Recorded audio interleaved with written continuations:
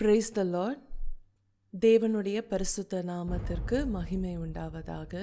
கடந்த சில மாதங்களாக ஆவியானவர் கிறிஸ்துவின் சரீரமாகிய சபைக்கு எச்சரிக்கும்படியாக கொடுத்த வார்த்தையை உங்களுக்கு சொல்லும்படி இன்றைக்கு நான் உங்களுக்கு ஒரு முக்கியமான செய்தியை கொண்டு வந்திருக்கிறேன். இதை நாம் வேதாகமத்தின் அடிப்படையிலிருந்து ஒரு சில வசனங்களை வைத்து தியானிக்க போகிறோம். நாம் வாழ்ந்து கொண்டிருக்கிற இந்த காலங்களிலே நம்மை சுற்றிலும் நடக்கிற சம்பவங்களை நாம் கவனித்து பார்க்கும் பொழுது இந்த பூமியில் எல்லா திசைகளிலும் இருள் சூழ்ந்திருக்கிறதை நாம் காண முடியும். இதோ நான் சீக்கிரமாய் வருகிறேன் என்று சொன்ன நம்முடைய ஆண்டவராகிய இயேசு கிறிஸ்து தம்முடைய ஜனங்களை மீட்க சீக்கிரம் வரப்போகிறார். அதற்கு நாம் ஆயத்தமாய் இருக்கிறோமா? நம்மை ஆயத்தப்படுத்ததான் இந்த செய்தி. லூக்கா எழுதின சுவிசேஷம் 21ஆம் அதிகாரம் 28ஆம் வசனத்திலே நாம் பார்க்கிறோம், இவைகள் சம்பவிக்க தொடங்கும் பொழுது உங்கள் மீட்பு சமீபமாயிருப்பதால் நீங்கள் நிமிர்ந்து பார்த்து உங்கள் தலைகளை உயர்த்துங்கள் என்று சொல்லி ஆண்டவர் சொல்லுகிறத நம்ம பார்க்கிறோம்.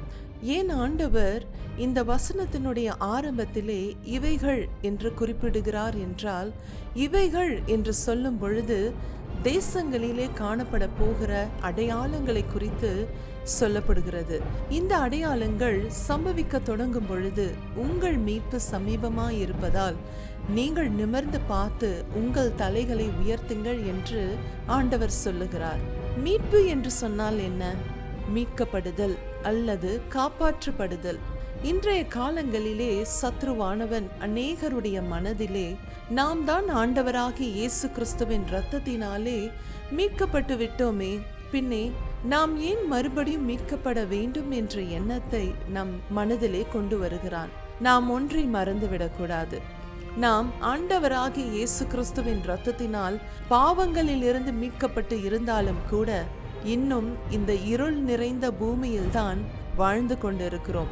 நம்முடைய ஆண்டவராகிய இயேசு கிறிஸ்து வரும் பொழுது அவரை எதிர்கொண்டு புறப்பட்டு போக நமக்கு ஆயத்தம் தேவை. இன்னுமாய் எபிரேயர் 12ஆம் அதிகாரம் 14ஆம் வசனத்துல இப்படியாக நாம் வாசிக்கிறோம், யாவரோடும் சமாதானமாய் இருக்கவும் பரிசுத்தம் உள்ளவர்களாய் இருக்கவும் நாடுங்கள், பரிசுத்தம் இல்லாமல் ஒருவனும் கர்த்தரை தரிசிப்பதில்லையே என்று நாம் வாசிக்கிறோம். நாம் எப்படிப்பட்ட தேவனை ஆராதிக்கிறோம் என்றால் ஒரு பரிசுத்தமுள்ள தேவனை தான் நாம் ஆராதிக்கிறோம். அவரை சந்திக்க ஆயத்தப்படுகிற நாம் எப்படியாய் இருக்க வேண்டும் என்றால் பரிசுத்தம் உள்ளவர்களாய் இருக்கணும். நம்முடைய ஆண்டவராகிய இயேசு கிறிஸ்து தம்முடைய ஜனங்களை மீட்க அவர் மீண்டுமாய் வரப்போகிறார். அவர் வருவதற்கு முன்பாக காணப்பட வேண்டிய அடையாளங்களை குறித்து தம்மை பின்பற்றின சீஷர்களுக்கு அவர் அதை குறித்து அறிவித்திருக்கிறார் என்று நாம் வேதத்திலே அநேக இடங்களிலே நாம் பார்க்க முடியும். இப்பொழுது கூட இந்த வசனங்களை நாம் கவனித்து நாம் பார்ப்போமானால் ஆண்டவர் சொன்ன ஒவ்வொரு வார்த்தைகளையும் அவருடைய வருகையை குறித்ததான காரியங்களை நாம் அறிந்து கொள்ள முடியும்.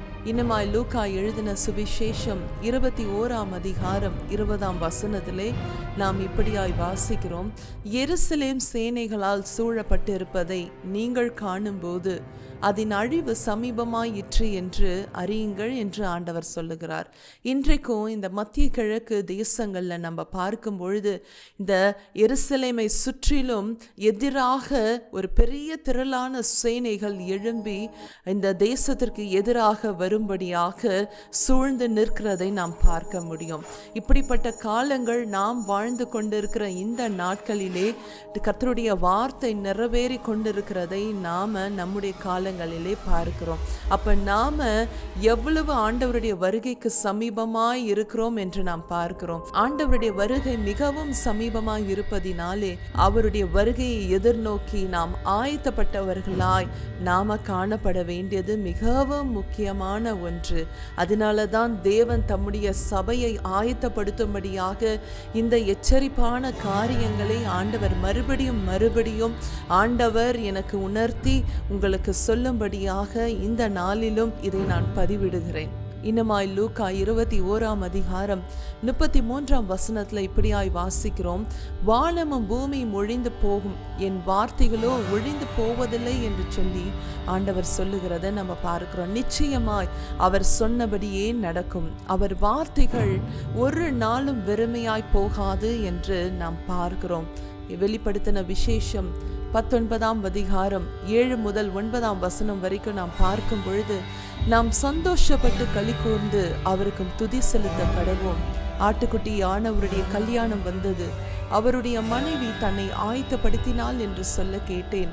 சுத்தமும் பிரகாசமுமான மெல்லிய வஸ்திரம் தரித்து கொள்ளும்படி அவளுக்கு அளிக்கப்பட்டது.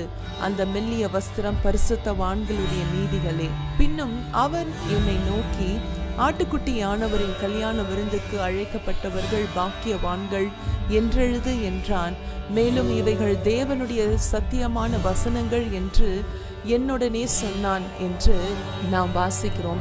இந்த ஆட்டுக்குட்டியானவருடைய கல்யாண விருந்துக்கு யாரெல்லாம் அழைக்கப்பட்டு இருக்கிறார்களோ அவர்கள் எப்படிப்பட்டவர்களாம்? அவர்கள் பாக்கியவான்கள் என்று கர்த்தருடைய வார்த்தை சொல்லுகிறது. மணவாட்டி சபையை, ஆண்டவராகிய இயேசு கிறிஸ்துவை பின்பற்றுகிற நாம ஒவ்வொருவரும் இந்த அடையாளங்களை நம்முடைய காலங்களிலே நிறைவேறி கொண்டு வருகிறதை காண்கிறோம்.